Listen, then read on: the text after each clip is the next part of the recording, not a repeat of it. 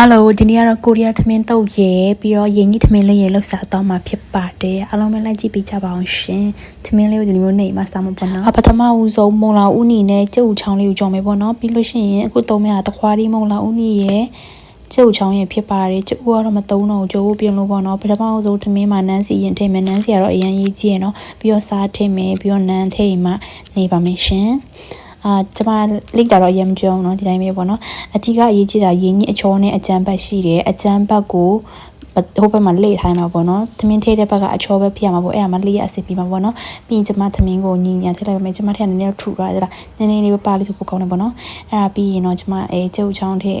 ပြီးရင်တခွားရီထည့်မလားဦးနီလေးကြော်ထားတဲ့ပြီးကျမဒါကွက်နဲ့ကိုဆော့လုပ်ထားပါတော့เนาะမယောနေနဲ့ခင်းချင်ဒီဆော့လေးအဲ့အားလေးချိန်လိုက်တယ်ပေါ့နော်အထဲမှာအရသာရှိအောင်လို့အဲ့ပြီးရင်ကျမဒီလိုမျိုးလှိတ်လိုက်ပါတယ်ရှင်လှိတ်တာတော့လွယ်တော့ဒီတိုင်းပဲသူ့နေလို့မြုံလေးကြည့်လိုက်ကိုယ့်နဲ့ကိုဆင်ပြေသွားပဲအဲ့တိုင်းပဲလှိတ်လိုက်တယ်ဒါတော့ရပါတယ်ဒီများဝမ်းနေဖြစ်တယ်ကျမလေးတောင်ကြားသွားပါတယ်โอเคအဲ့ဒါပြီးတော့ကျမနောက်လည်းတစ်ခုပြန်လုပ်ပါမယ်အတိုင်းပဲသမင်းကိုပြန်ထည့်မယ်သမင်းပပလေးပဲထည့်မယ်ပေါ့နော်ပြီးလို့ရှိရင်တခွားလေးထည့်မယ်ဦးနီကိုချက်ကကိုထည့်ပေါ့နော်ကျမတော့ကျမချက်လိုက်ကျမထည့်လိုက်တယ်ပေါ့နော်ကျဦးလည်းကြော်ဖို့ပြင်လို့ပေါ့နော်အဲ့ဒါလေးပဲဒီမှာအစော့လေးပြန်ထည့်မှာကိုကနေကိုဒီတိုင်းပဲပြန်လိုက်လိုက်ပါရကဲဒါကတော့နောက်တစ်ခုတော့နည်းလုံးလိုက်ပေါ့နော်ကဲနောက်တစ်ခုရပါပြီရှင်ကဲကျမအရင်စားချင်တဲ့ထမင်းလေးတွေရတော့ပါပြီထမင်းတုပ်ဖို့အတွက်ပေးမောက်ပြုတ်ပြုတ်ကြော်ရရနော်မုံလာဥနီရဲ့ဟင်းနုနယ်ရွက်ရဲ့ပေါ့နော်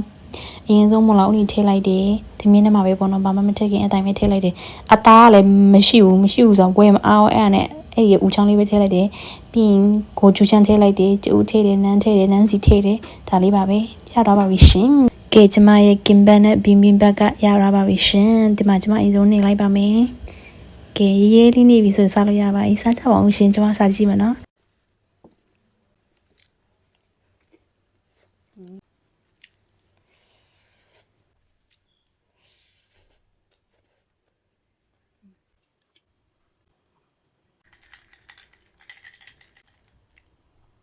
ပုံမှန်ဆိုရင်အစားစားရေးတောင်းလို့မရှိဘူးပေါ့နော်ဒါပေမဲ့ဒီသမင်းပါတော့လေအရန်ဤတို့ခံစားရတဲ့ခါမှကျော်ဆူလာရည်နဲ့တွေ့တောက်လိုက်တာပေါ့နော်အဲ့ဒါတော့လုံးဝအဆင်ပြေမှာကွတ်တိ